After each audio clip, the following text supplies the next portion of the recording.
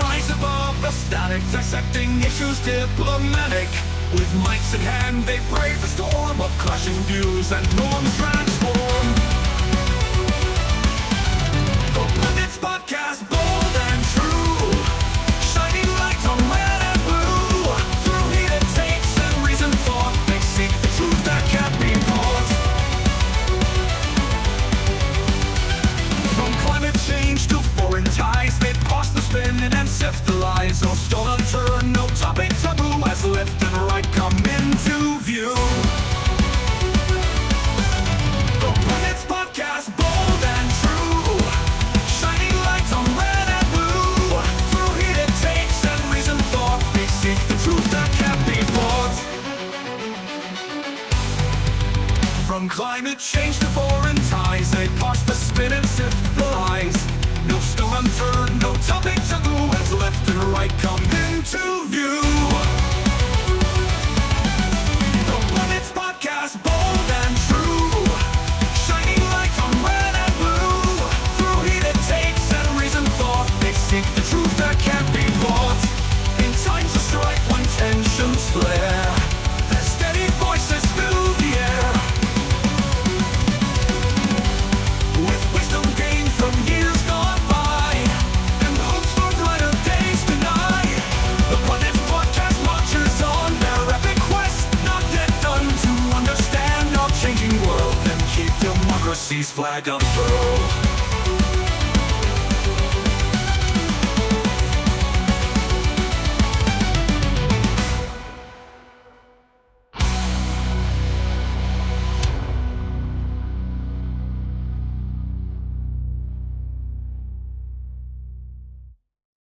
Hey everybody, it's Razib here with The Conversation. I'm here with my friend Josiah Neely, and we are here to talk about, I guess, what happened in the last week. Mostly, that's what we do. Occasionally, we will talk about some things that are not, timely topical, but whatever.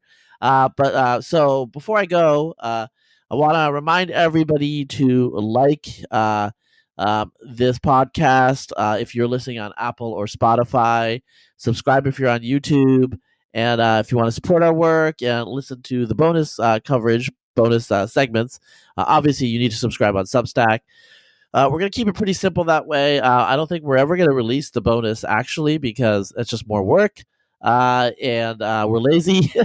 Also, I think simplicity is also, it has some benefits. Like, people do all these like complicated things, and we're going to release it after 3 weeks. I've done that too, and it's just like, who cares? And our stuff is, again, mostly we're talking about stuff that's relevant when we record or within a week. So who cares, right? Like, if you didn't hear it, then you're not going to hear it. All that secret juicy stuff will stay behind the paywall. But I guess today, well, there's a lot of news going on. Often August the summers are pretty boring news wise, but this year it's an election year in the United States, presidential year, and so there are conventions going on. Although I think this convention is a little on the later side as far as they go. So, normally the conventions are a little late, are a little earlier, and actually there was a issue because in Ohio it turned out that their ballots had to be finalized. I think by August 10th, something like that was the law. And so there was a controversy earlier in the year where, if the DNC had held the convention when it did, that would be too late. And so, at that point it was going to be Joe Biden would not have been on the ballot. And so they were thinking about, well, should we do a little pre-convention, earlier to officially nominate him so he could be on the ballot. Ohio ended up changing the law, so it doesn't matter. But yeah, and of course Biden's not on the ballot anyway. But yeah. So they tend to be, yeah. Yeah, I mean, so I remember my impression is it's a July thing.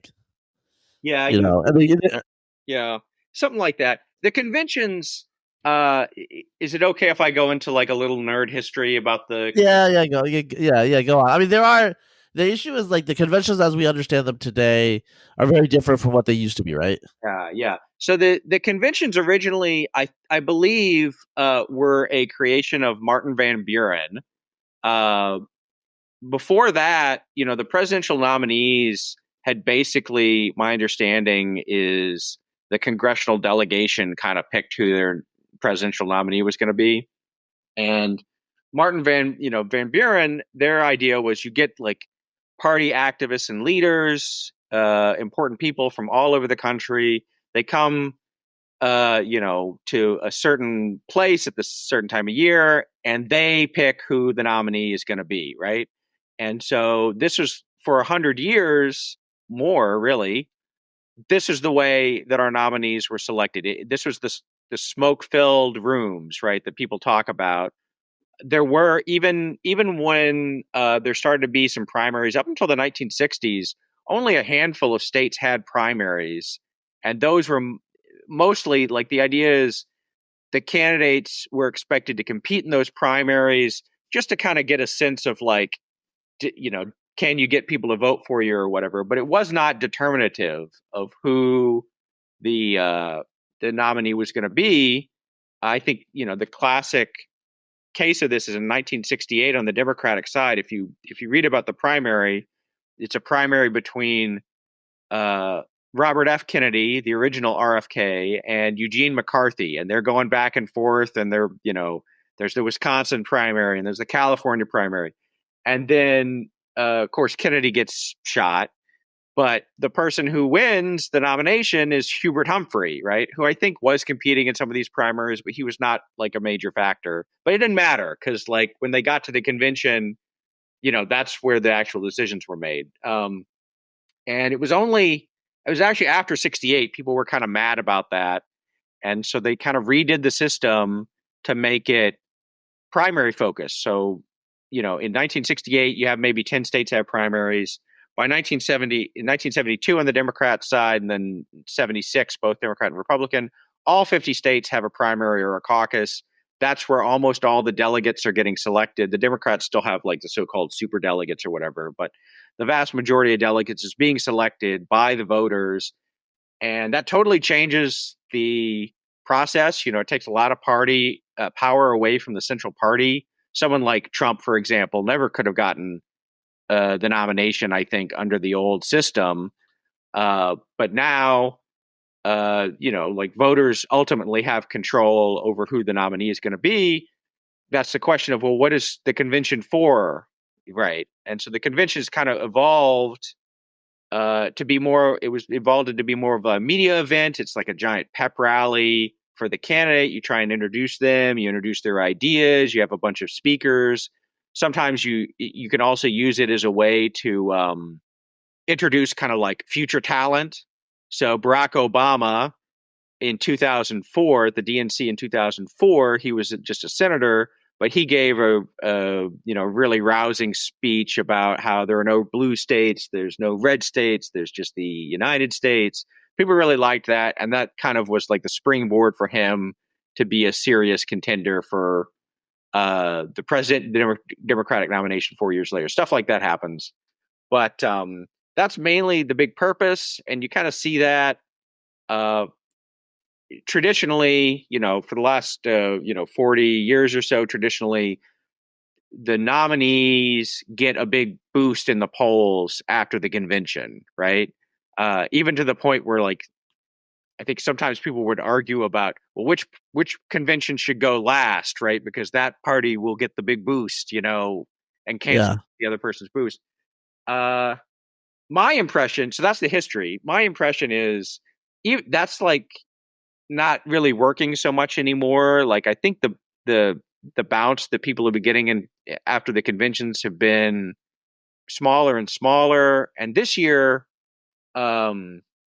I don't think the Republicans got a bounce at all after the convention. Now, Joe Biden did drop out of the race right after that, so it's a little hard to say.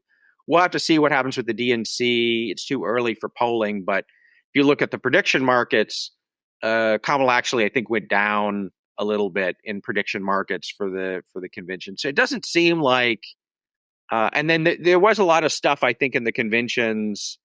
The problem is like the conventions are kind of boring, right? And it used to be that all politics was kind of boring, and so maybe it was okay from that baseline. But now increasingly, Americans I feel like they increasingly want something exciting, and so like the convention, most of the convention discussion that I saw was around celebrities who were there, like Kid Rock sang at the RNC, Hulk Hogan ripped off his shirt, that got about as much attention as anybody else, except for maybe Trump's speech. And then at the DNC, I think Little John, like when they were doing the roll call, like Little John the rapper was singing, and I think they had some other celebrities that were there. People talked about yesterday. They said the DNC said there was going to be a special guest at the convention, and people were like, "Was it Taylor Swift or is it Beyonce?" Do you happen to know who the special guest ended up being? Was it Kamala Harris? Leon Panetta. Wait, are you serious? Are you serious? I believe this is right. Yeah. So this is just like expectation versus reality. It's like, how are you going to get people interested? Like Taylor Swift would have gotten people interested. I don't know that, Beyonce would have gotten people interested, but that's the sort of thing that you need, that kind of like celebrity stuff. Whereas Leon Panetta, obviously very important political figure and whatnot, but he's not going to get eyeballs, right? People are not going to watch that, especially late at night, especially the undecided voters. It's one thing to have, like, who are the people who are going to watch the party convention coverage, right? Political nerds, activists, people who are really into it. They already know who they're voting for. It's not going to change their mind. The people who you want to try and persuade are not going to be, they're watching something else, they're off, Kamala going on,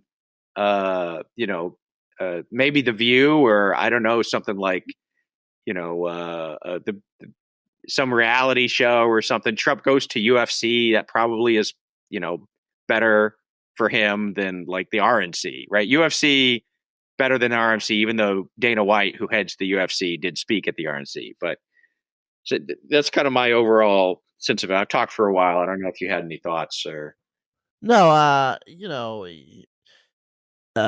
yeah. I mean, so basically, I think you're correct. The entertainment factor is something that people want today, and they, and part of it is like, back in the day, people used to go watch speeches by politicians as entertainment. Whereas today we have video games and all these other things that you could be doing. And so to actually get people to watch, you got to have drama and interest. So one of the dramatic, cuz so I listen to, like, I don't listen to NPR and stuff anymore. I mostly, for political stuff, I either read New York Times, Wall Street Journal, Washington Post, probably in that order, and then I listen to Breaking Points, which is like Sugar Jetty and Crystal Ball and a couple other people. Well, yeah. Anyway, so, and then that's a YouTube show, and then I listen to podcasts, and you've always got to.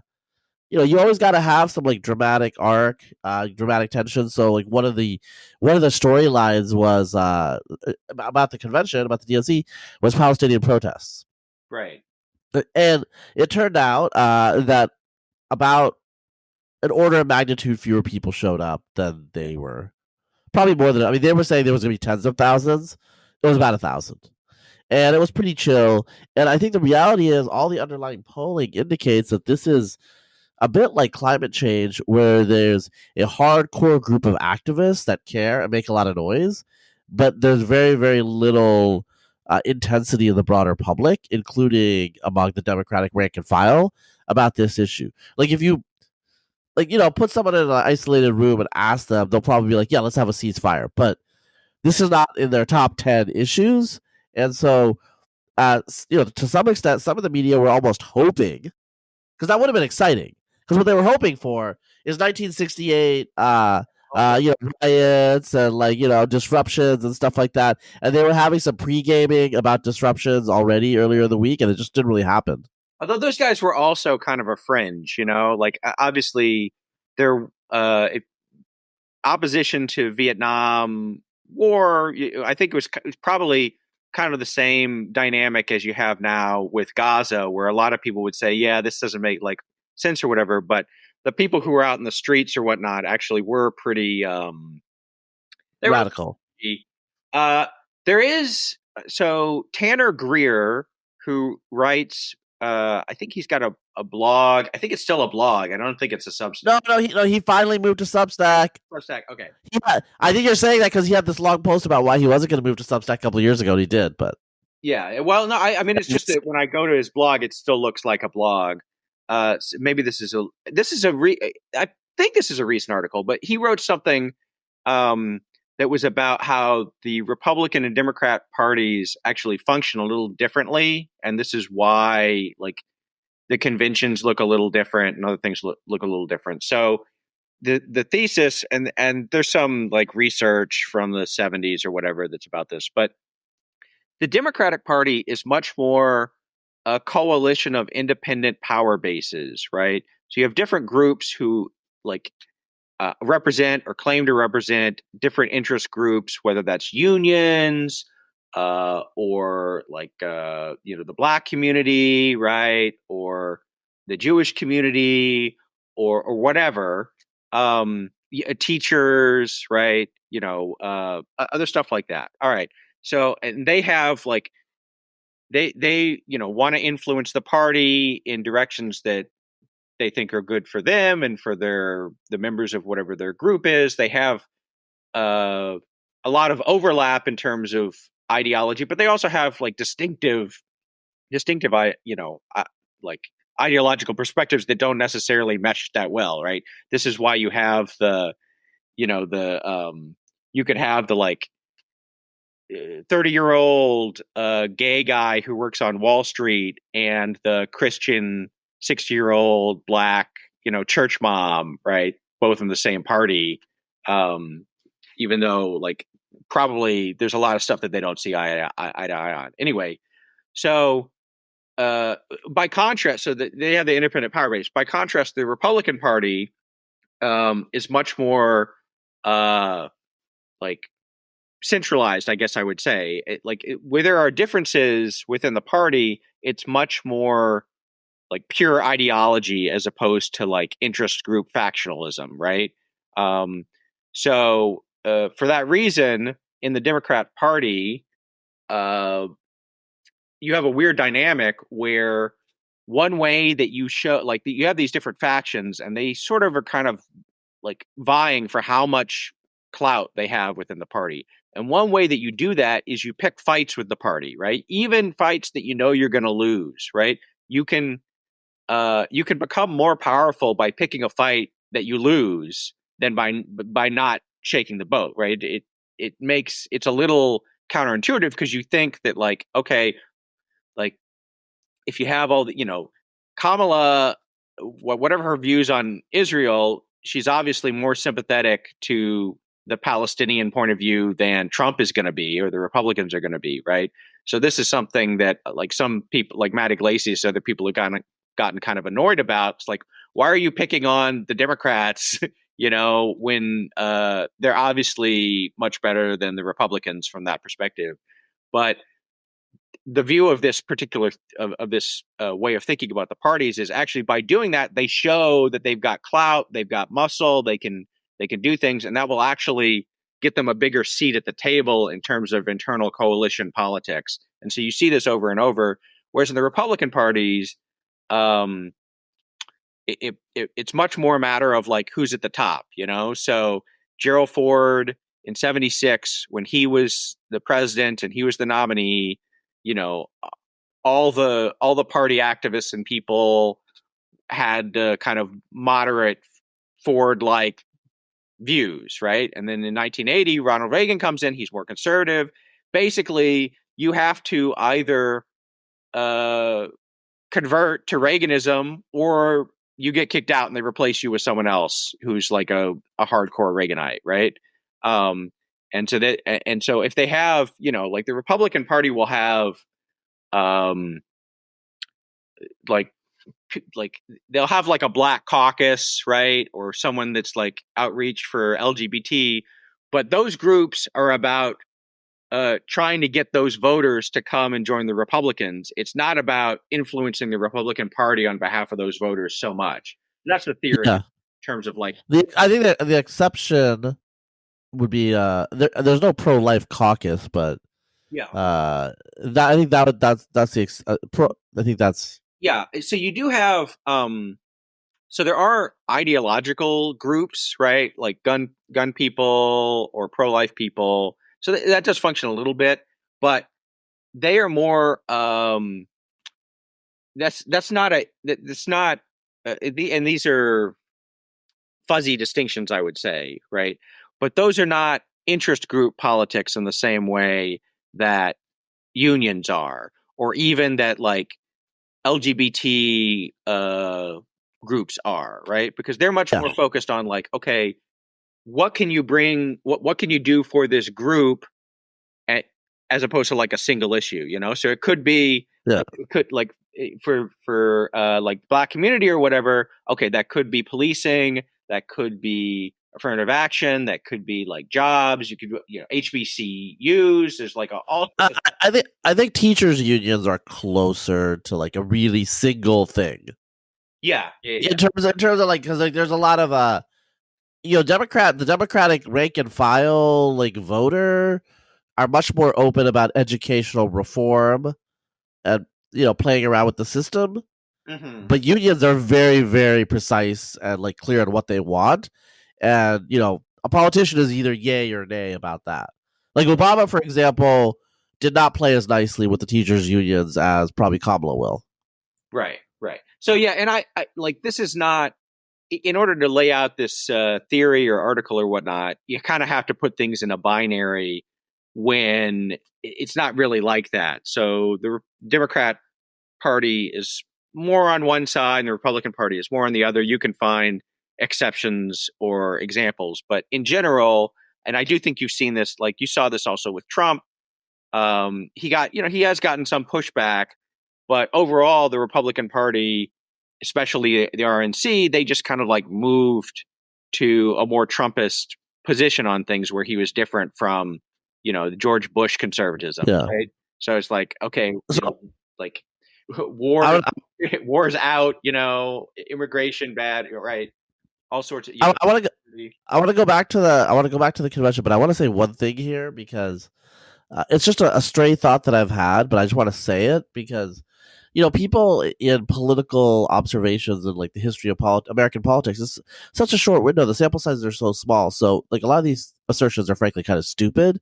But I'm just going to say something: if Trump loses this fall, okay, like if you look at it, that's like, wow, that's a lot of Democratic presidents over the last 20 years, ever since George W. Bush. Really, it was just Trump. I think what we're gonna have is in 2028. I think we could have like sort of like a Clinton figure in the Republican Party because it took a lot of losses for the Democrats to just be like, okay, we got to say and do whatever we need to do to win. That's my suspicion. It's possible. I mean, I think the even stronger case is, since basically the end of the Cold War, so 30 years now, right? Basically, like Republicans, when they have won, often they lose the popular vote, and then they win, right? So since the end of the Cold War, you've had 92, 96. I don't know. You've had like they basically won 2004 the old school way. 2004. That's it. Yeah. So they've won 4 elections. 3 of those they lost the popular vote, and then the Democrats have won 5 elections, and they won the popular vote all the time. So of those 9, the Republicans have lost the popular vote 8 out of 9. So that does indicate like there's something going on. Now, the flip side of that is most of those elections were kind of close, right? They were not big blowouts the way, when Yeah. 2008 was an exception. 2008 was the exception. Yeah, although even 2008, like it was not a close race, but it also was not a big blowout the way that, in 1992 when Clinton came along, Yeah. you had in 1972 49 state landslide for Nixon. He wins by 20 points. 1980, 40 states. Reagan wins by 10 points. 1984, Reagan wins 49 states, wins by 20 points. 1988, Bush, I think, wins, 45 states, something like that, wins by 10 points. So these are not, it's not just that the Democrats have been losing, but they have just been getting curb stomped, It's not like, so that's a situation where I think it's easier, I guess, when you lose, but you're losing by 4 points, or and you could conceivably have won in the electoral college if a couple of states had flipped or whatever. It's much easier for people to say, well, it's much easier for people to say, well, we don't need to do like a major reevaluation. Actually they cheated. Whatever. Yeah. In the 80s, I think it was pretty clear. It's like, and you saw this, also, I think, in the UK, in other places, like, we have to do some sort of major revamp. Otherwise, we're just never going to win again. And I don't think, even if Trump loses, I don't think the loss will be decisive enough for people to draw that conclusion. Someone will be out there making that case, but in 2028, but I don't know if they're going to be victorious. And of course, Trump could always run again in 2028 if he loses in 2024, right? So, it might. Yeah. So I do have to say one thing is like what you're alluding to here. I think in terms of these close elections, is that they're a lot more inelastic than they used to be. Yes. So there's something in politics and other domains like economics. People talk about elasticity. So there are states, for example,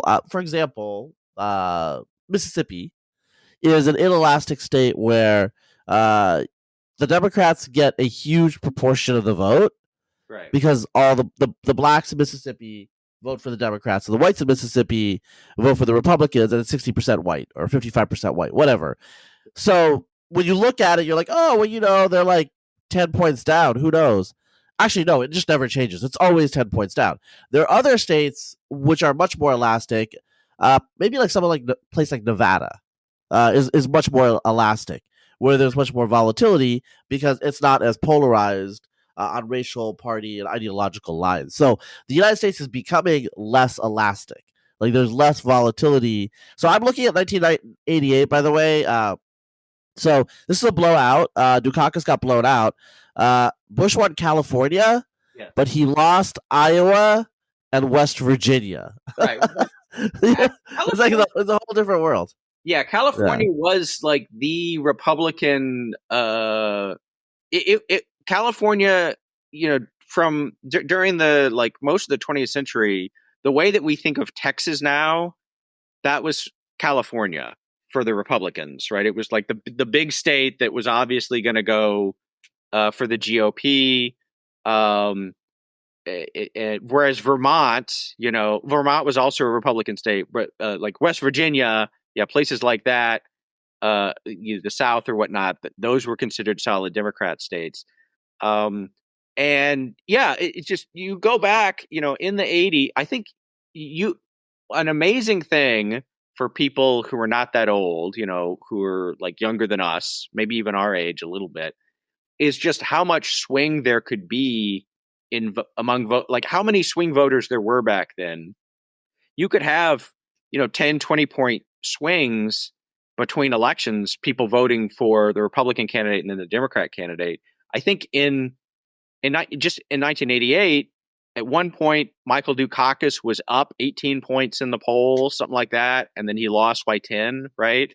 So you just have a lot of voters who were up for grabs, who could vote for the Democrat, who could vote for the Republican. Now, no matter what happens in the campaign, no matter who the candidate is, there's like 5 point percentage of voters who are up for grabs, basically. So, something like that. It's very small. and there's maybe 10 states, right? I think it's possible.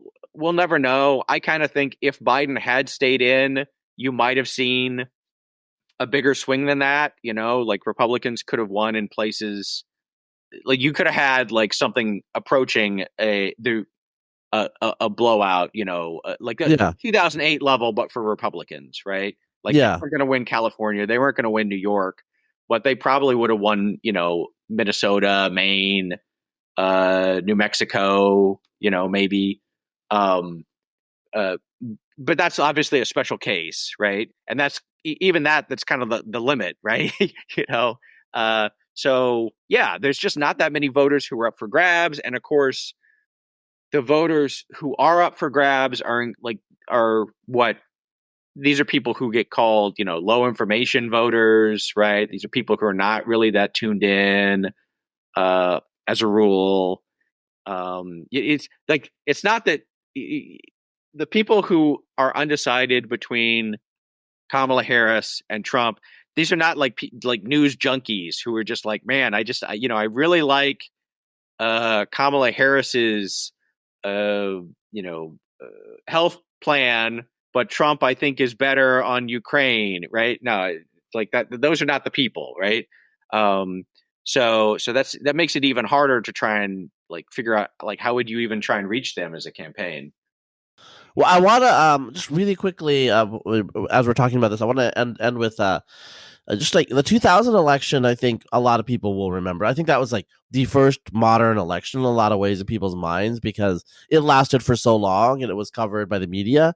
And for non-Americans, 2000 elections, the Gore, Bush, that's the one that Florida was under dispute, et cetera, et cetera. Well, 2000 election, Gore, the Democrat, won Oregon and New Mexico, but he won Oregon by half a percentage point. Okay, that's how close Oregon used to be. Now it's like, okay, it's clearly a blue state. Yeah. Oregon also went for Dukakis, so it was volatile back then. And then New Mexico, Gore won by I think it's like point. This is 0.06%. He almost lost New Mexico. Now New Mexico is a pretty blue state. Yeah. I think I think Gore did win West Virginia and Iowa, right? Am I? He won. I think he won Iowa, but he lost West. I think he lost West Virginia. I think that you're right because that was like a big deal that he had lost. He barely won Iowa. He Yeah. barely won Iowa, and then West Virginia was it was 52% Bush, 46% Gore, which is way closer than it would be today. He lost. He barely lost Colorado. Or no, he didn't barely lose Colorado. He lost Colorado substantially. Right. So Bush was 52%. He was 42%. So he lost by 10 in Colorado. And then in Missouri, he lost by basically 3 percentage points. So now we have a situation where Colorado pretty much leans blue now. And Missouri is definitely a red state. So there's been all of these changes since 2000. And, I think one of the issues is the elasticity has dropped election to election, right? So I guess back to the DNC, I think, whatever, like boring, blah, blah, blah. But one of the things that someone was pointing out on social media this morning, I forget who it was, but it was, in 2020, David Shore, the enfant terrible, whatever strategist of popularism, the Democrat, he lost his job because he tweeted out how violent protests traditionally were not great, Right. And now, like at the DNC, it's like like Kala, they're promoting how she's a prosecutor and all this stuff. They've really flipped it around, and so it's kind of like, I mean, I will say if she gets elected, we're gonna have some a lot of woke stuff is going to happen in the civil service, and it's going to continue. But their marketing material this time around definitely really underplays it. It's kind of like Republicans don't usually emphasize too much that a lot of their tax cuts are going to be weighted towards the rich or something. Like you do a little bit of marketing, and then what you're really going to do is, or like most people don't care about the deregulation. Average people, it's not something they think about, but Republicans are going to do it. Well, here, Democrats are going to do certain things about like identity politics if Kamala's reelected, but it's really, really low key from what I can understand and see in the convention. Yeah, and the Republicans did shift a little bit to de-emphasizing social issues or whatnot, but the Kamala thing is really striking, just because she was on record having all of these. She wanted to ban fracking. She wanted to give like healthcare to illegal immigrants, right? Suspend deportations, defund the police, reparations of slavery, a whole list, Medicare for all, right? Socialized medicine, whole list of stuff. And then basically, they just dropped it, right? Without even like a big, nothing about like why they changed their mind or whatever. Just her staff releases a statement. Oh, we don't believe that stuff anymore.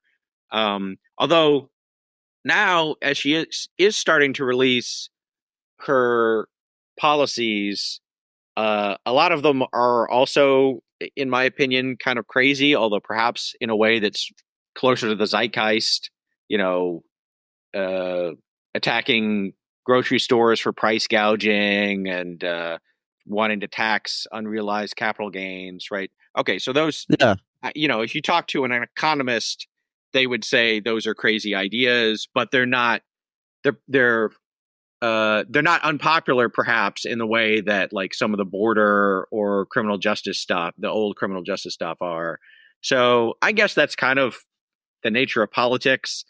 You see this a little bit in general, but it does seem like it's been kind of brazen this time around.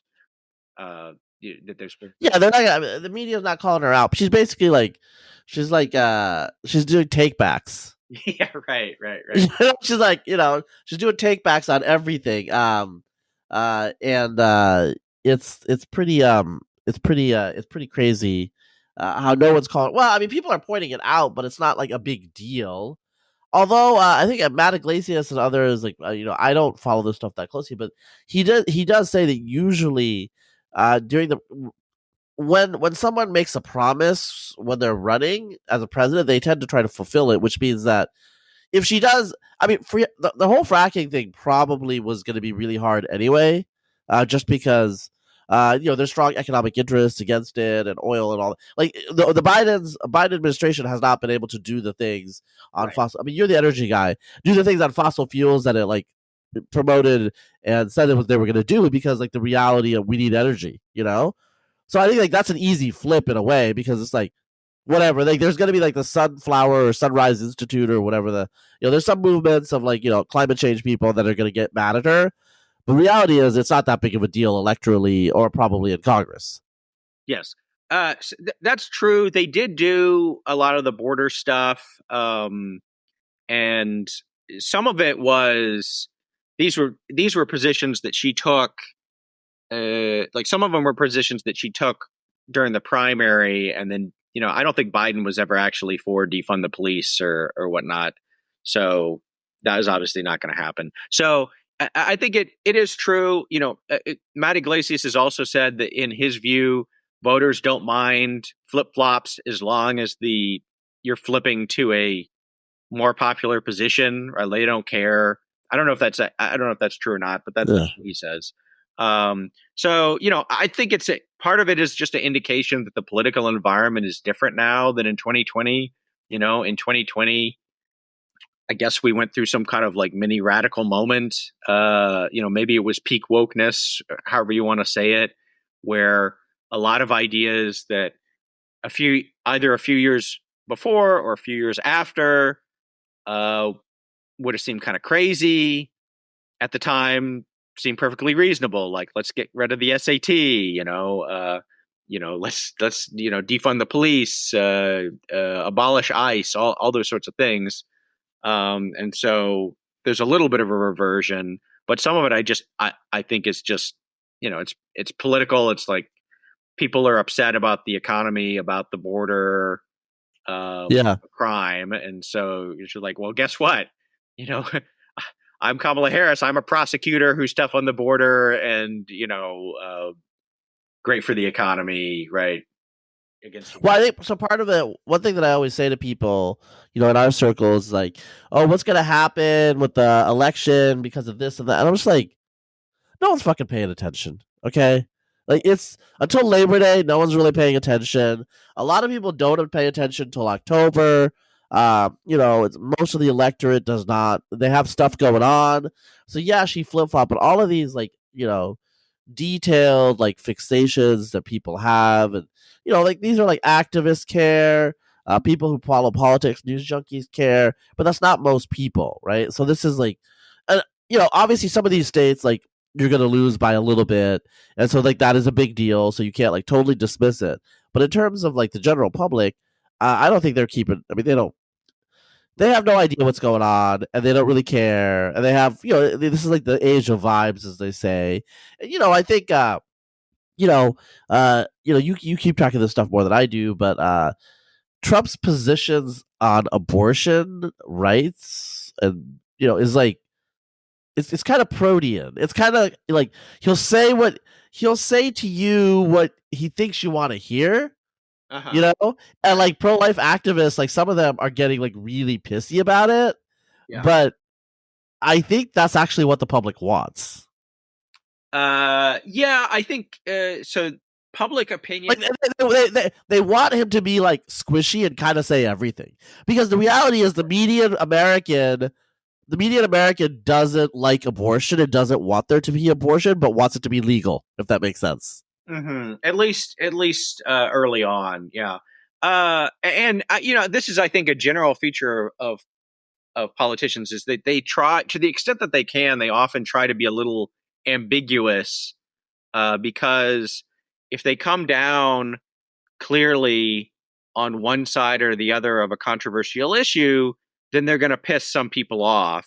Whereas if they can be ambiguous, then both sides can kind of come away thinking that you support them, right? And that's obviously not always possible, but to the extent you can do that, a little strategic ambiguity is in the interest of someone who's running for office. So you definitely see that. Yeah. Well, we've been talking about the convention and stuff for a while, but we were as we are. I mean, it's pretty clear. Has RFK officially withdrawn? So I saw last night that he had submitted the paperwork to officially withdraw from the race. And my understanding, as we're recording, this hasn't happened yet, but my understanding is that he is going to be at a rally with Trump tonight to endorse Trump, right? So maybe that doesn't happen, but that's the scuttlebutt. His VP candidate earlier this week was on a podcast or something and was saying Nicole Shanahan. Yes. Yeah. She was saying that they were considering dropping out and endorsing Trump, possibly in exchange for some position in the cabinet or position in the administration. Although I don't know that that's like settled or anything. But so this is, I think, an interesting. The RFK Jr. has had a very interesting arc, I would say, as someone who remembers him in his old incarnation. As the name suggests, he was a Kennedy, and he was. He's still a Kennedy. He still is a Kennedy, yes, but he was a big environmental activist. So not only was he was a kind of a Kennedy in the Kennedy liberal mold. Very big on like the environment, but also just liberal on just about everything else, right? And at some point, and he always had, I think, for a long time, he's been kind of vaccine skeptical. But 20 years ago, that was not a position that necessarily made you right wing. If you were talking about how there were like chemicals, mercury and vaccines or other stuff. Right. Yeah, let me jump in right here. I think it was a 2008 cycle. Some anti-vax person actually brought it up with Obama during an event, and Obama, as you said earlier, he was very ambiguous and very open to what the person was saying, because it wasn't a big polarized issue. Today, that's polarized. And Obama would exactly say the pro-vax position. But back in 2008, it wasn't very clear at all. But go on. Yeah, I mean, it was. I would say the issue obviously did not have as much prominence as it did today, and it wasn't. It was not polarized, but definitely you had a lot of what I would call, left wing people, hippie people, anti-corporate people who were like skeptical of vaccines, right? This is pre-COVID, but the normal vaccine schedule. And RFK Jr. was definitely in that mold, right?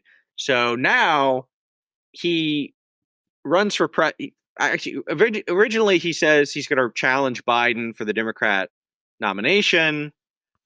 He does that, and he still has, as far as I know, liberal views on a lot of issues like healthcare, the environment, unions, other stuff like that. But his campaign, strangely to me, it seemed to focus very largely on issues where he is more sympathetic to like like right wing populism. So the vax stuff, but also free speech, right? Again, that's something that old school liberal would be very much for free speech, but now like tech censorship or whatnot. Ukraine, he's like the modern liberals are like all in on supporting Ukraine, and I think he came at it from like more of a perspective on peace or whatnot, which is, you can make a case for that as being like an old liberal thing or whatnot. But then even things like gun control, he had been like a big advocate of gun control, and then the campaign, when he was running in the primary, he says, "I'm not going to do anything to take away your guns."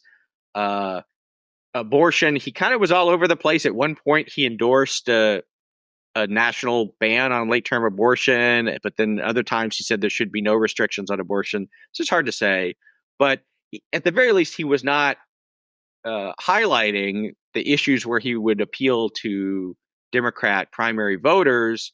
And he was going on, like, if you looked at like what media is he doing, he was on, the Megyn Kelly show, Joe Rogan, podcasts with Elon Musk and David Sachs. It seemed a little strange for someone who's trying to appeal to the Democratic base.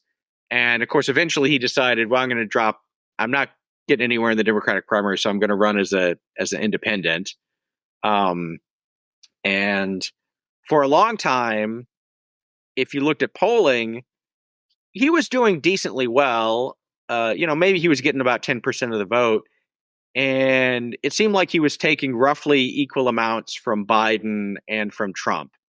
Sometimes polls, they'll put out a number where they ask people, who are you going to vote for? And then they also ask, well, if it was just Biden or Trump, who would you vote for? So if you compare those numbers, you can kind of see, is RFK taking away more votes from the Democrat or from the Republican? It seemed to be about equal, right? Maybe it was a little bit more for Biden, but it was roughly equal.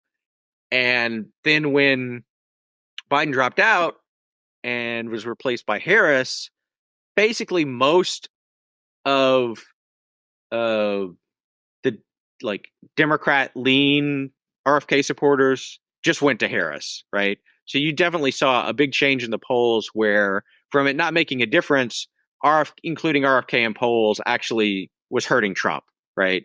By a point or two. Now, he was not doing as well. He's only doing like maybe 5-6% in the polls or whatever. But hurting Trump by a point or two could make the difference in an election like this, right? So now he's dropping out. He's endorsing Trump. So I don't know. It's a very mysterious, like the whole arc of the campaign, what it's all been about. What did he think he was trying to achieve? It's mysterious. It's been entertaining. The story about the bear was entertaining. Story about, he said that he had a worm that ate part of his brain. That was entertaining. but I don't know what the strategy behind it all was. All right, so I gotta say one thing is like I can't handle the voice. Just Yeah. saying. Right. Yeah. Okay, can you talk about the voice a little bit? Because it's just Okay. like, I mean, come Yeah. on, like, who did he think? I mean, who was gonna? I mean, you cannot have an executive with that voice. Well, and I feel like it particularly hurt him because he's a Kennedy. And one of the things we identify with the Kennedys is the voice. You know, they have the like a distinctive speaking style, and it's it kind of resonates with people on an emotional level. And RFK, I guess, at some point, maybe 10, 20 years ago or something, he had uh, some sort of neurological event or whatever where his voice, now instead of having that Kennedy-esque, we choose to go to the moon not because it is easy, but because it is hard.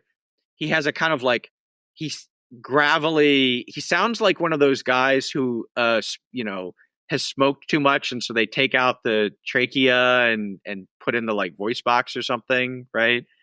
And you kind of get used to it over time, but it's like, especially if you haven't heard the guy before, it's very like, I was looking into the vaccines and Anthony Fauci, and yeah, it's not a voice that you want for that you identify emotionally with the president, especially not a Kennedy.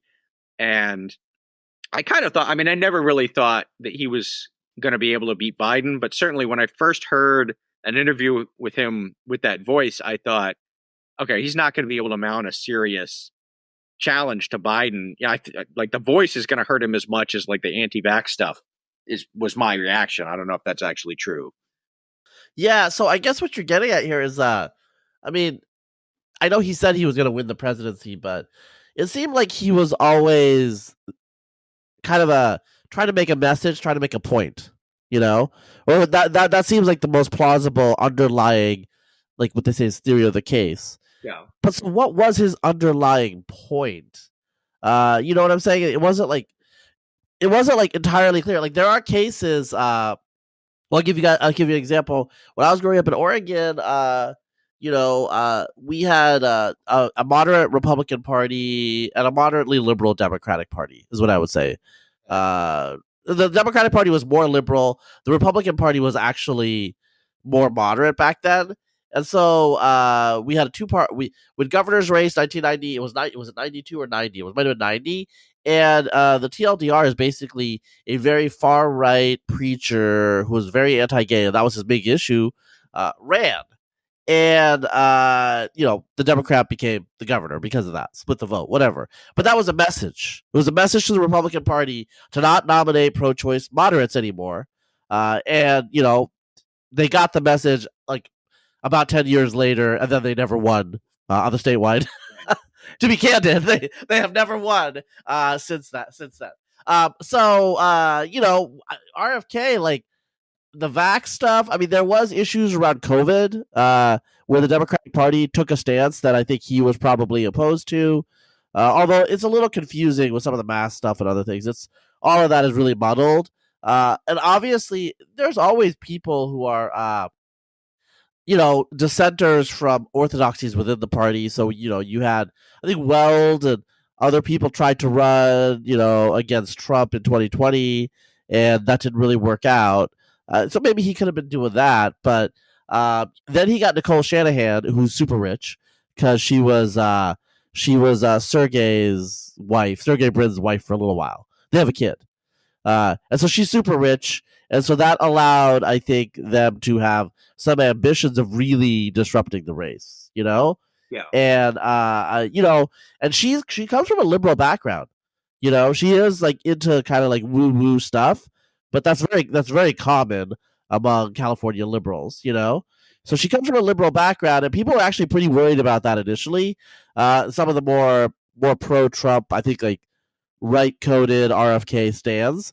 We're just like, this lip. But now she's the one who's saying, like, oh, well, perhaps, we should just like endorse Trump. So I think part of the issue that you're seeing here is even though Trump was president, he's still anti-establishment.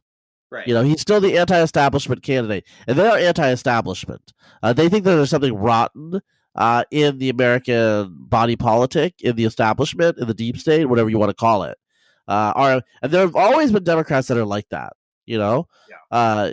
And I think they just came to the conclusion that, look, Kamala's a cop, and like you're having, and there are also like I didn't like watch the convention closely enough, but there were Republicans, like neocon type old school Republicans, that spoke at the convention.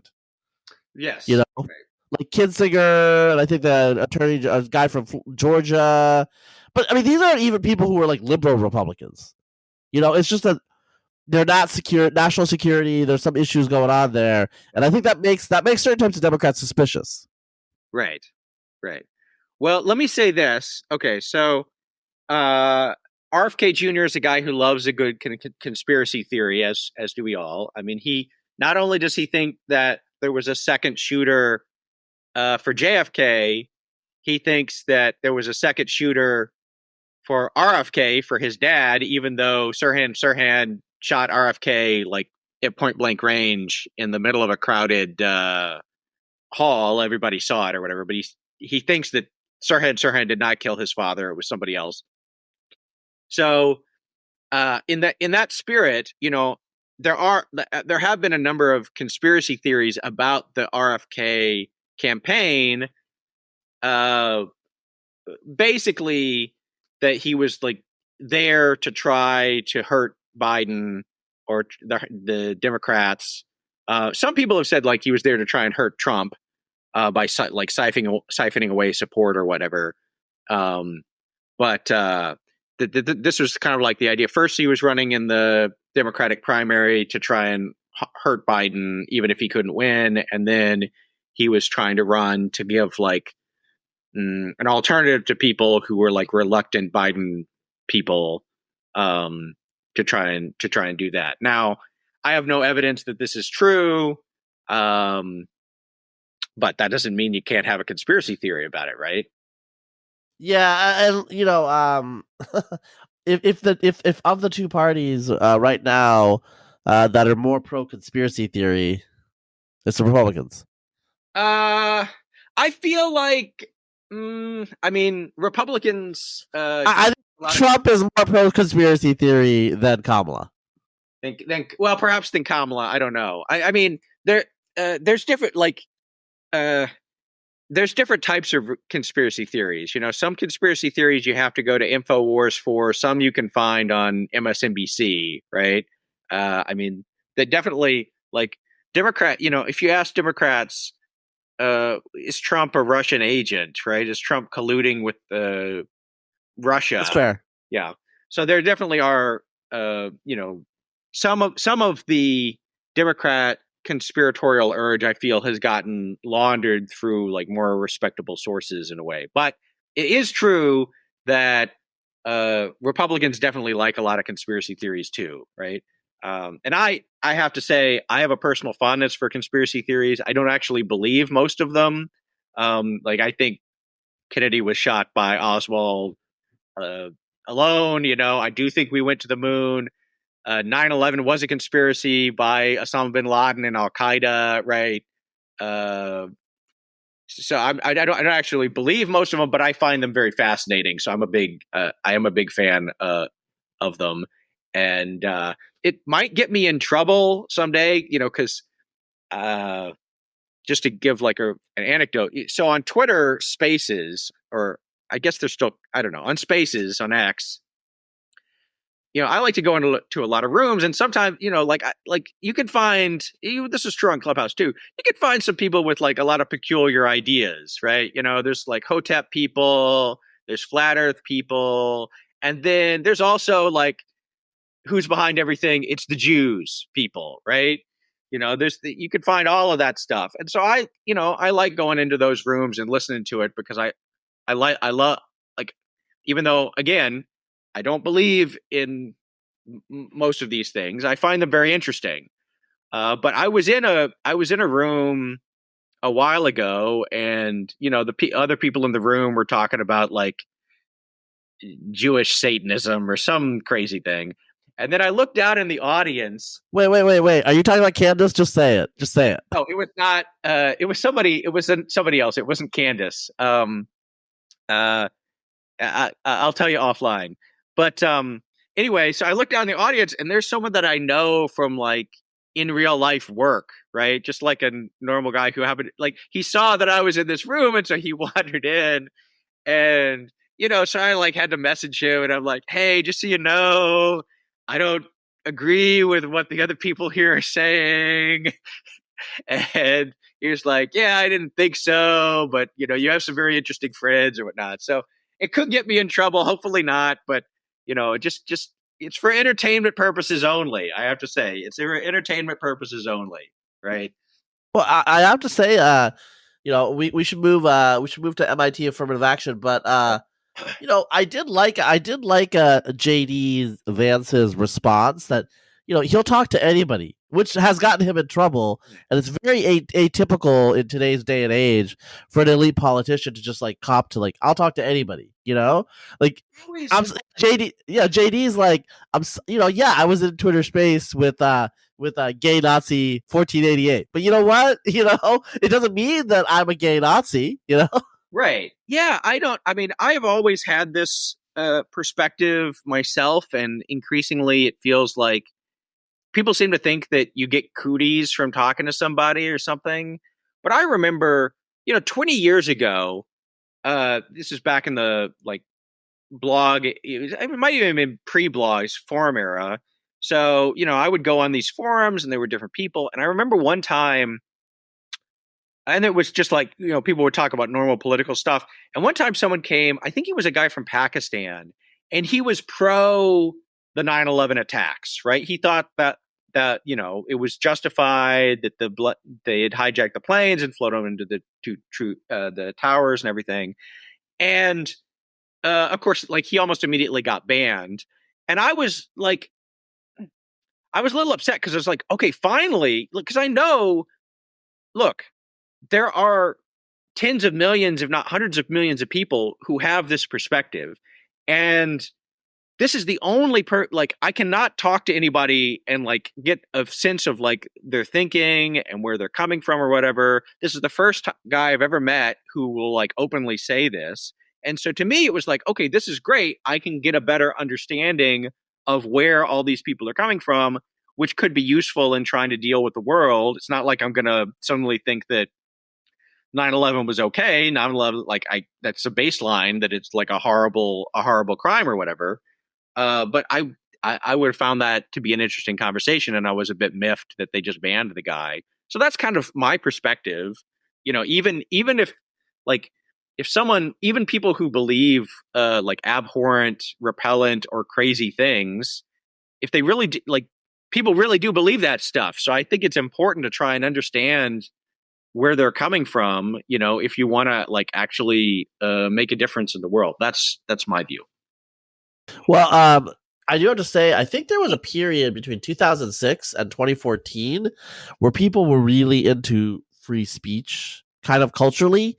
Between like 2001 and 2006, you got to watch what you say, watch what you do, and then like kind of people just got sick of that. And then the first Obama term in particular, Obama was trying to kind of tack to the center, and because people were clinging to their guns and religion, and he didn't want to alienate them.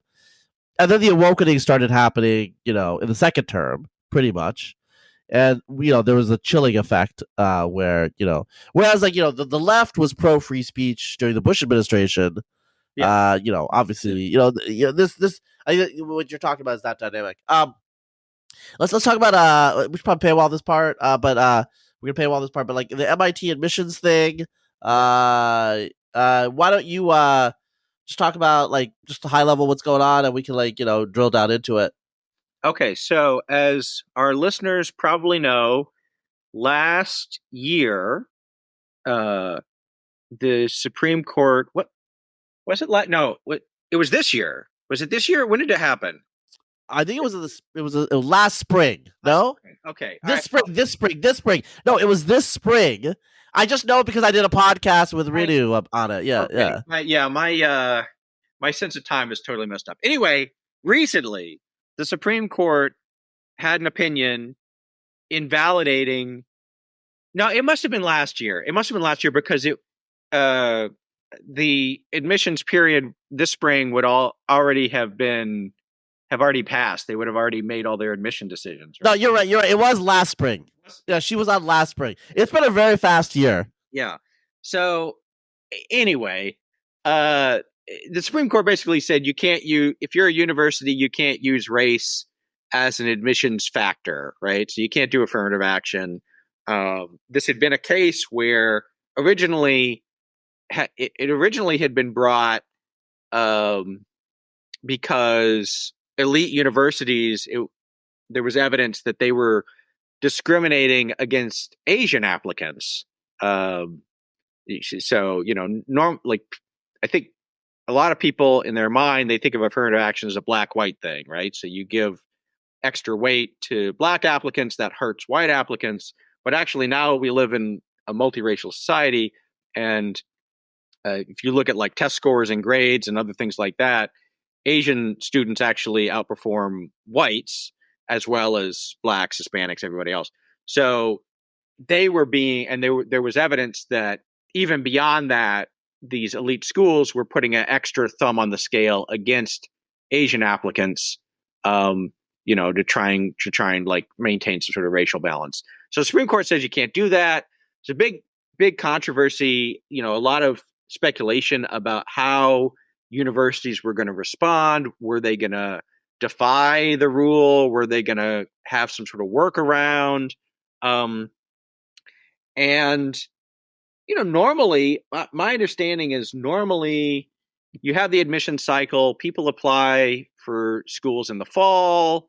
The admissions decisions come back in the spring, and then early in the spring, late in the spring or early in the summer, the universities like to put out press releases touting, the makeup of their new student body and how diverse it is and whatnot. And the elite universities this spring, my understanding is they pretty much just didn't do that. They just were quiet about what is the makeup of the student body. And so even now, most of the universities have not released like a racial breakdown of their new admitted class. But just this week, MIT did release this data, right? So we can, and they release this data every year. So you can kind of do a kind of comparison of what is the effect of the end of affirmative action on the makeup of the student body. And I can kind of say it off the top of my head unless you have the numbers there in front of you. But basically, what happened is the Asian percentage went up. I think the Asian percent, like Asians were maybe 40% of the student body last year and 47% this year. And whites stayed pretty much the same. I think they went from 38% to 37, or maybe it's 37 to 38. No, they went 38. Yeah, you got it. Yeah. And then African-American students went from 15% down to 5%. And I don't know what happened to Hispanics. Yeah, Latinx dropped a little bit. Yeah, they dropped a little bit. Yeah, they went from 16 to 11%. Okay. Yeah. So we should and we should say real quickly. Let me just do the percentages of Gen Z, this is like target like. These are the people who are applying. Although these kids were in the middle of Gen. They're at the tail end of Gen Z. Yeah. Gen Z starts at like 97. I mean these ends in 2012. Ends in 2012. So this is like kind of like in the middle of Gen Z. Okay, so Gen Z is 49% non-Hispanic white, 26% Hispanic or Latinx, and then multiracial is 4%. American Indian is about like 0.7, 0.8%. Non-Hispanic Black is 14%, and Asian is 6%. Just so you guys know. Right. And of course, this is MIT, so I don't know what the racial breakdown of their applicant pool was. If I am going to guess, I think you said 26% Hispanic. Is that what you said for Gen Z? No, is the American? Yeah, Gen Z is 26. Yeah, I would not be surprised if the applicant pool for MIT was less than 26% Hispanic. I could be wrong, but I'm just saying that I think it's probably, and I also suspect the applicant pool is more than 6% Asian, right? Now that's like, it quickly gets into like a philosophical realm, or what, like people apply to MIT because they think they might get in, other stuff. Well, their counselor, school counselors will, because like a lot of these, I mean, there are common applications, but a lot of these cost money to apply. And so counselor doesn't want you to like apply to somewhere where there's no chance you're going to get in, right? Right. And so like it's got to be self-selected. So I guess you're going to have to want to go, So anyway, but whatever it is, the change from, it was already the case, I would say, that, the old system, Asians were very overrepresented compared to their percentage of the, like Gen Z. Whites were underrepresented. Hispanics were underrepresented. African Americans are actually about at their level, right? It's 30%. It says 14%, and they were 15%. 15%. Wait, you just said African Americans. Like, what does that mean? Like, that's kind of, we could get into that because, like, I think that's not like. Should you say African American versus Black? I mean, I go back and forth. I say both. Whatever. Well, I mean, I was alluding to ADOS versus. Yes, right, right, exactly, yeah. Because no doubt, this is one thing. There's a lot of aspects of affirmative action, and one issue. I think there was a study about this, maybe at Harvard, and I don't remember the exact numbers, so I'm open to correction. But I think it said that only, like, basically most of the Black students at Harvard were either immigrants or biracial, in that they had like one white parent and one Black parent, and so there was a question of, okay, one of the key purposes of affirmative action is supposed to be helping people to overcome the legacy of slavery, of discrimination, other things. Are you really achieving that if you are giving a spot at Harvard to someone who is the son of doctors from Ghana, right? Who has no like historical connection to slavery or discrimination or anything like that. And then, the biracial thing, they have that's a whole other issue, but people do talk about that. So anyway, so yes, a lot of those people, even under the old system, would not be, they wouldn't come up like Glenn Lowry, say, right? Or like their profile is closer to an Obama or a Kamala than a Glenn Lowry or a Jesse Jackson, right? Because like of African Americans, of Black Americans, 90% are American descendants of slaves. That's just statistically, right? The issue here is I think it was a Harvard Crimson study from like 20 years ago, and they found, I think it was like about half were children of immigrants or Caribbean immigrants. So Caribbean or African, right, are the two groups. That's about half, and then 25% were biracial. Literally and so that would leave like 25% unaccounted for, and that wasn't totally clear what that is, but it was prompted by that article was prompted by a professor getting annoyed because one of the students, an African American professor at Harvard, was like, one of the students who was ADOS was complaining that they kept people would ask them like what part of the islands was their family from. Right.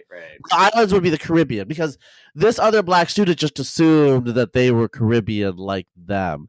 And so I just see a statistic. It said there was a survey 20 years ago that the Ivy League school, Black immigrants were 41% of the Blacks. Right. Which is well under 10% in the general population. So this is just like, there's some weird, I mean, basically the joke is like, MIT just like let in a bunch of Igbos. and they called it good. And this is a thing that's been known to happen. I know Yale, a friend of ours. I heard this from a friend of ours, but like Yale has been doing. Yale Law has been doing surveys of its American Indian and Latinx applicants because there were some photos where the optics were a problem because they were all basically white people. Right. Well, I mean, white Latinos or like white Native Americans. Yeah. Well, I mean, with this is, I guess, the intricacies, almost like absurd intricacies of racial dynamics in the United States is we do have like we have like multiple different standards for like what do you so this is a problem with like with like racial stuff is like, okay, well, what do you do with someone who is admixed, right? And of course, like basically all African Americans are admixed. They have African ancestry, but they also have some European ancestry. But most of them, I think, are like predominantly of sub-Saharan African ancestry, right? But then, like, what do you do, with someone who's mixed, and with the Native, like, there's different answers whether like you are Native American, Hispanic, or Black if you're admixed. So, like, if you're Native American, what matters is fundamentally like tribal rules. Does a tribe recognize you? That's supposed to be what matters. So even if you like look, if you look at like who was the leader of the Cherokee Nation, if you go look on Wikipedia, find a picture of the guy, like it's a white guy. It's a white Cherokee. Yeah, right. So that's the standard. With Hispanic, the standard to basically it's basically be how do you feel? Like if you want to identify as Hispanic, you can. If you have like some connection, like Tom Hanks, I think his mom is from Portugal or something, right? So like if his mom was from Spain, he could definitely be Hispanic. Cameron Diaz can be Hispanic. Louis C.K. can be Hispanic. Right. What? Yeah. One of my, I had a friend who was dating kind of a dumb guy at UC Davis once, and I mean, I'm not friends with him anymore, so I can just say he was dumb. And so I just asked him, I was like, "How'd you get into UC Davis?"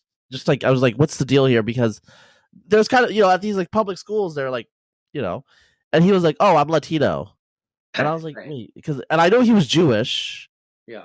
And so it turned out that all of his 4 grandparents were refugees from Nazi Germany to Mexico. Right. So his parents were raised in the Jewish community of the German Jewish refugee community of Mexico City. That's how they met. And he was born in Mexico but moved to the United States when he was 3. So he grew up in a Spanish language household. So he kind of had like Latino bona fides, but it was just interesting because I was like, that was not what I was expecting. Right. So these are sort of like the arcane little weird things that,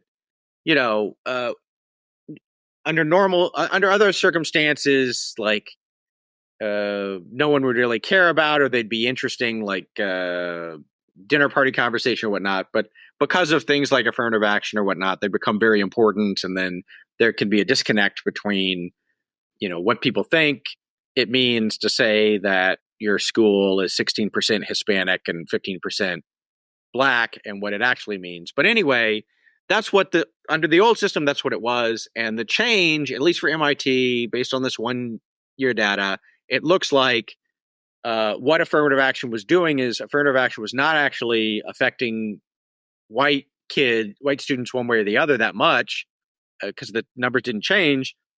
It was basically you were discriminating against Asians and in favor of Black and Hispanic students because those are the changes, right?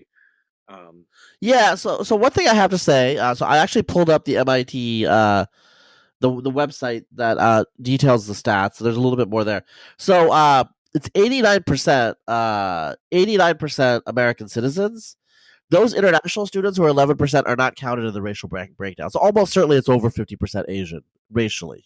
Okay. Right. So that's the first thing. Because those are Asian Americans, those 47%. Another thing is like I do not see a breakdown for multiracial. So what it does here is it probably takes multiracial people and it asks them to list their races. Right. And the way you traditionally do it in a lot of these DEI affirmative action systems is you take the most oppressed group and then you count that. Yeah, right. Right. And so of those black students, it's very, very likely a lot of them were multiracial. Sure. And they had some black African ancestry. And, I mean, in the United States, just so that people outside of the United States understand, you could have a black grandparent and you're officially black, Right. And so you can look totally white and just say you're black and you're counted as a. So, the black students that were being admitted, they're not, like I'm going to do John McCorder. They're not Raheem Smith from Detroit. You know what I'm saying? Like it could literally be a guy who's half Chinese, a fourth white, and a fourth black. Like that could be what you're talking about. Yeah. So that's one thing to say right there off the top. Another thing is I'm looking at the gender identity. It's 46, it's 50% male, 46% female, and then basically the other 4% is another gender identity. So I think, I mean, I don't know, like that's a lot of. MIT is an engineering school. Traditionally, it used to be like, skewed towards males. One thing at universities that I know is everyone has told me there is in most universities affirmative action for men, because what happens is you start to get too many women, and women don't want to apply, and it starts to create these weird dynamics. Yeah. But in engineering schools, they've traditionally done it the other way around. To try, I think that there's. It looks like to me that they're doing gender balance somehow, but I would suspect so. So that is not as taboo. But again, my attitude when it comes to engineering students is I don't really care about any of this. Right. I don't care about nothing. Like I just don't want the bridges to fall. That's it. Yes. Right. Right. And so that's another issue that's going on here where multiple people are pointing out, look, I don't really care if they're like, Mormons from Zambia. They're all Mormons from Zambia. If the Mormons from Zambia are going to be the ones that make sure that the planes stay in the sky and the bridges don't fall, then let it be. Like we don't need to have our engineers look like America. Mm-hmm. Right. Yeah.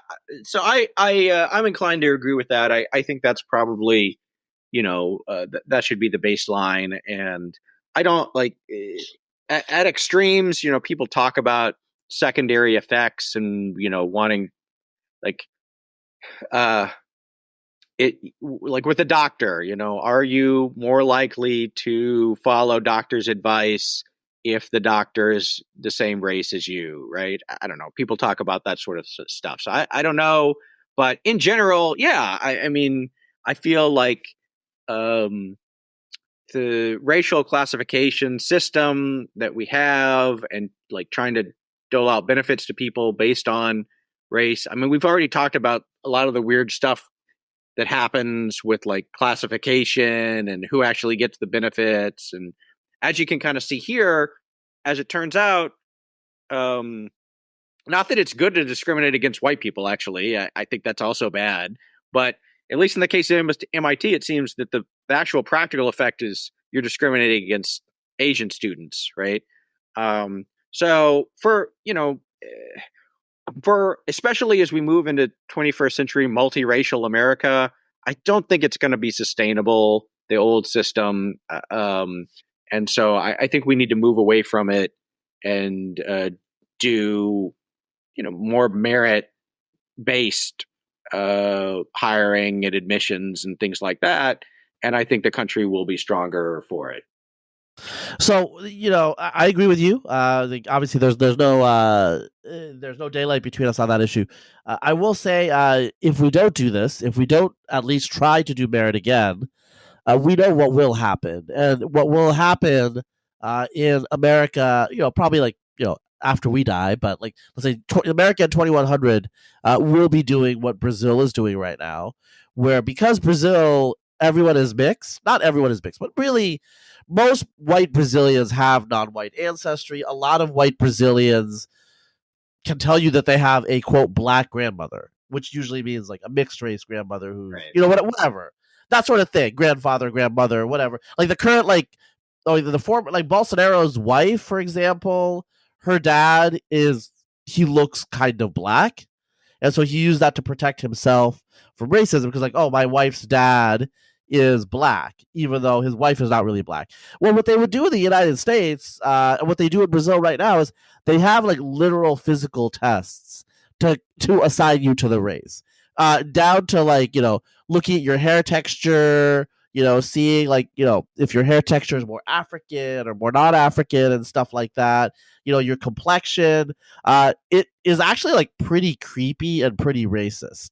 But that's what they have to do because they can't just look at your ancestry because otherwise all of these white people would just be like, well, I'm black, Right. I mean, and so it is, yeah, it is striking the extent to which, like, traditionally this has just worked on an honor system. Like we just trust people to tell the truth about what their racial or ethnic background is, and then you don't, you just go with that. And although sometimes like the logical our definitions are weird. So I know of a case from 20 years ago. I think it's still true today. I don't. They're trying to create a new group for this. So if you're from the Middle East, you're counted as white on the census as non-Hispanic white. They're changing that, but this is what it was. But the issue is there are people from the Middle East. So there was apparently a guy from Egypt who looked like a black American, pretty much. Okay, he was like mixed race Egyptian. Okay, and he found out that his HR, because like it said like his whole team was white. yeah. And he was like, wait a second, but I'm Egyptian. And they're like, well, yes, but you're Egyptian, therefore you're white. He's like, okay, well, but I'm black.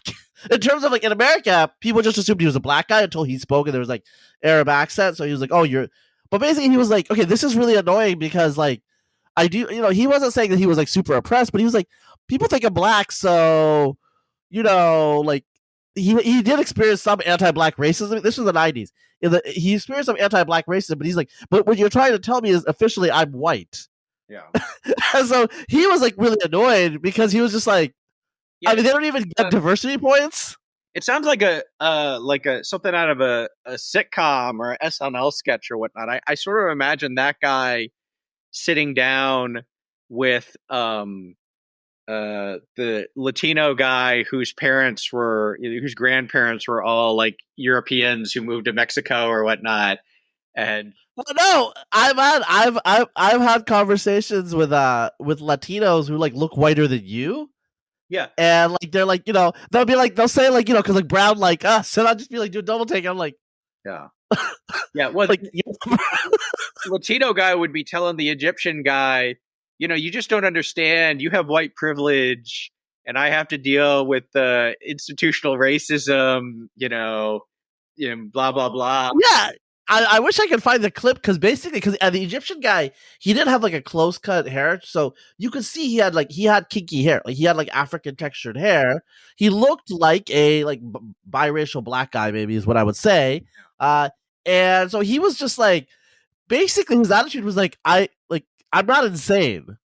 Like I walk down the street and people think I'm a black guy. So why do I have to be labeled as white on all my official forms? Because he basically was like, can I just change it to say I'm Egyptian but I'm black? And they're like, no, because all Egyptians are white. And he was like, but you're not from Egypt. And they're like, yeah, but we have this like rule right. that all Egyptians are white. And he's like, but I'm not white. And they're like, well, you Egyptians. And so basically it was like he was describing a Kafka-esque situation. Yeah. And he was like, I came to the United States and it's a great country, but this is insane. You guys like figure this out. That was his attitude. And like, the way we're figuring it out, I guess, is what I heard is they're trying to create a new racial category for people from the Middle East. So the way that a lot of these issues racially are being resolved, though, unfortunately, from my perspective, is they create a Jewish group. Yes. Or a Middle Eastern group, and so they like multiply the categories. Yeah. Well, I think I believe it's correct that before 1980, South Asians were also considered to be white, and yeah. So when you were born a white man. All right, okay, this is not. I've never thought about this. Yes, I was born before 1980, so therefore, yes, you were born. I was born, man, but then they switched. Then I became Asian. They became Asian, yeah. Even though if you talk about like K cluster, I don't want to get into K clusters or whatnot, but actually South Asians, I believe, are genetically ancestrally like closer to Europeans than they are to East Asians. Is that Yeah, most of them. I'm in between because I have more East Asian ancestry. you So are you know. kind of East Asian as well. Yeah. Yeah, I'm a little in between. Yeah, yeah. So I mean, this stuff is like ludicrous, but this also does affect. People think that this stuff is like abstract, but I can tell you, like my kids, they have at their schools they have affinity groups, Right. and so they chose the Asian one because, like, well, they're not going to choose the Jewish group or the black group or the disabled group or the gay group or the Latinx group. And so, like, and people are like, wait a second, where's the white group? They're like, oh, there is no white group. They just pick one of the others. So Right. Although they do, I mean, a lot of places I think do affinity groups for white people now too. That's why like they had the white dudes for Kamala or yeah, other stuff yeah. like that. Like you kind of got to have it. This is another. A lot of life seems like a comedy sketch to me in various ways, but it does seem like if you go back like 20, 30 years or whatnot, the sketch is like, okay, we need to combat racism. Great. So how are we going to do that? Well, we're creating a white identity club, so white people can have their own affinities. Like, well, wait a minute. What, they need to be proud. Yeah, proud of their whiteness. Their identity. Yeah. Like, well, You know what this reminds me of? So a bilingual education, that it was like this retarded view that again, like most education research, it's just made up by somebody, like literally made up by somebody. It's like you have to learn the language that you learned first as a small child in your house, well, before you can learn English. So Right. they would just keep them in Spanish indefinitely. Yeah. That's really what functioning. So like this like white identity, it's like, so we have to have a white affinity group so you can be proud to be white, so you can accept the pride of other people. It's like you just made that up. Like it's like there's no reason for this, but it was like administratively, you had to have the white group because what are the white people going to do? Right. Right. It's more work. If you think about it from like almost like I don't know if it's a public choice, but it's like you have a DEI consultancy, okay? Yeah. And you have all these white employees that you could put through training that you could charge. Right. Yeah. Right. Yeah. Exactly. That's what you're gonna do. Yeah. You're gonna create like white pride. And like then they have those issues. They have like these issues where they're mixed race people. And they're just like our own flag. Our own flag, maybe. Or a white flag. White flag. Yeah. A white flag. Grinder. I give up. A white flag with a mayonnaise sandwich on it.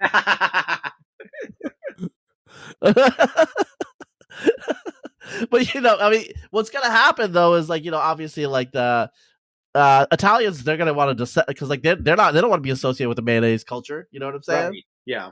It's like there's all these.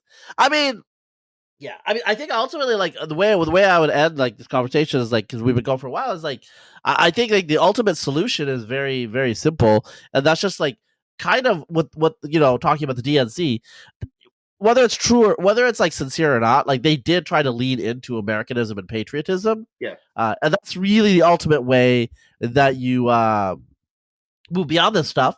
And this stuff emerges in a vacuum of patriotism, in a vacuum of national, and like in certain like fringe aspects of the fringe parts of the far left, patriotism is considered racist. So you remove away all American identity, and then what's left? A lot of these people are not super religious. Yeah. So they don't have like a religious identity, but they do have race and they do have sexual orientation. And so these are the two things that I think that they're focusing on, because when you have a vacuum of identity, vacuum of bringing people together, they're just going to like coalesce on like what identity groups they do have. Yeah. And let me just say one thing, because, we're kind of laughing about like these affinity groups trying to like make people feel proud of being white or whatever.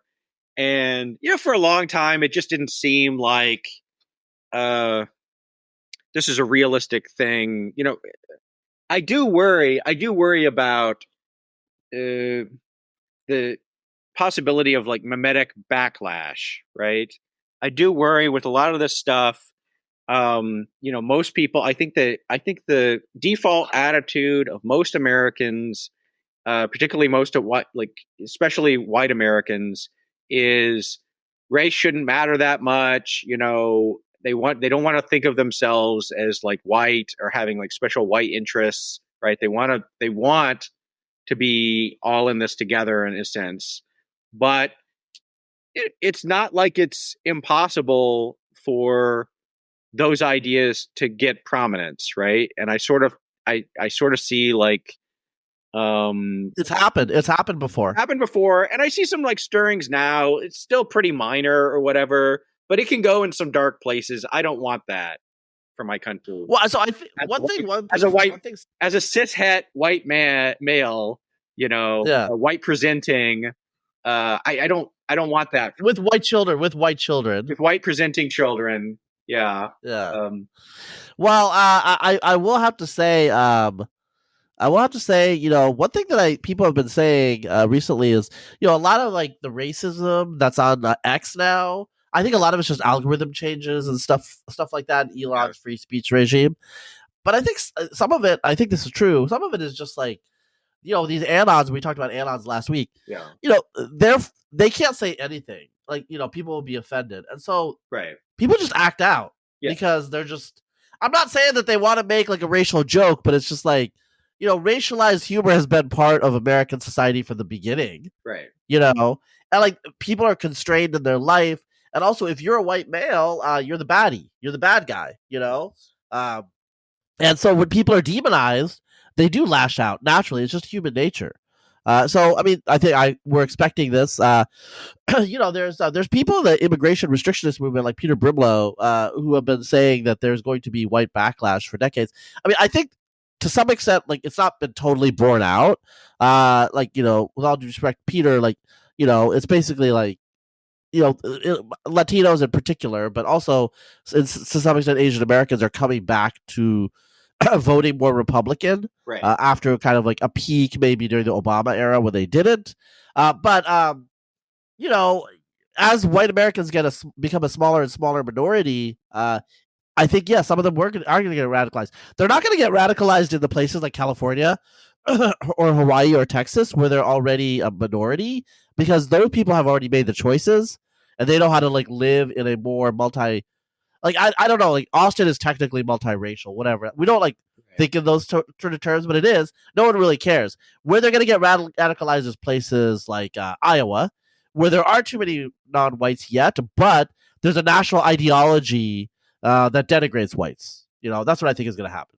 Yeah, well, maybe. I will say most of the Anons I know actually live in blue areas. In fact, my theory of Anons is that they are just like, in fact, the origin story of 80%, I would say, of Anons I know they're just like a normal guy. They were just like a normal guy. It's almost always guys. Sometimes it's women, but they're just like a normal guy with probably either normie Republican or more likely like maybe some liberal views. They have a job and they live in a very blue, liberal, woke environment.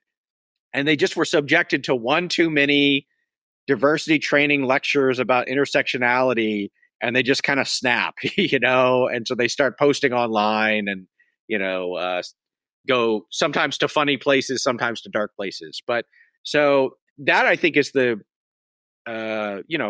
so I do think that there's a potential for reaction, even in like California or New York or other places like that. Whether that will manifest itself in some in a worse way, than just like tweeting stuff, I don't know. Yeah. Well, one thing, I'll close out with, the people often talk as if politics and laws don't matter. And Richard Hanania has claimed, obviously that's not true, with the Civil Rights Act. Well, we're seeing here, like, laws do matter. Like, MIT obviously felt like it had cover. I think part of it is MIT in particular is its administrators, its donors, they're not super woke. They might not be right wing, but they're not super woke. And so they were just like, let's just go back to the old ways, which is you do really well on your, quantitative SAT, you show evidence that you can do the math, you're in. Right. I think they're just like, this is how we're gonna do it. Other schools are gonna, like, the UC system notoriously has all sorts of workarounds. Yeah. I mean, I know, even in graduate school, it has all sorts of workarounds. There are other schools that are gonna do workarounds. That's fine, but MIT is now a place where if you're admitted and you're black, you're in the same pool as everybody else supposedly. So we'll see. I mean, arguably 5% is still a little high if you're going purely on like tests or grades, because it's still somewhat holistic. But like obviously they really removed the race factor, and that re-equilibrated things a lot. Yes, yeah. So we'll hopefully other schools will release their equivalent data, and you get a better sense of what exactly is going on. But okay, so I think we've probably talked for long enough. You think? For I think we're good for. I think it's the 5th week now of the conversation. So for those of you who are listening, thank you. We will talk to you next week again. Just even if you're listening via the Substack, just go to Apple and just like give us like 5 or on Spotify. Because that way, like, word will get out, and we want people to be listening to us. Also, you guys can comment. I mean, I think I left comments open for everybody. But if you guys have we might do an AMA or something at some point, but we'll probably need more listeners by then. But anyway, I will talk to you next week, Josiah. All right, talk to you later.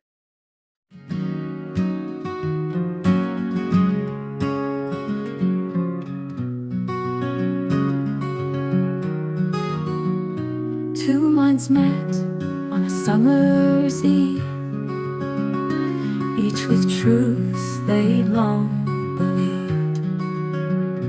Words flowed like a winding stream as hours passed in deep debate. And after all was said and done, they found a thread of common ground. In listening close, they came to see a shared humanity. They spoke of justice, spoke of change, of history's weight and future's range. Their views at first seemed worlds apart, but patience bridged the divide. And after all was said and done, they found a thread of common ground. And listening close, they came to see a shared humanity. They spoke of justice, spoke of change, of history's weight and future's range. Their views at first seemed worlds apart, but patience bridged the divide. It's not about who's wrong or right, but understanding others' light. In civil discourse we can find ties that gently bind. And after all was said and done, they found a thread of common ground. And listening close, they came to see a shared humanity. As dawn broke soft on dewy grass, they smiled and shook hands at last. Two souls enriched by reason talk, united in respect. And after all was said and done, they found a thread of common ground. And listening close, they came to see a shared humanity. folk song captures the essence of a long, thoughtful discussion between two public intellectuals. It emphasizes the power of patient listening, mutual respect, and the discovery of common ground. The gentle tone reflects the common understanding they reach after their debate. Would you like me to expand on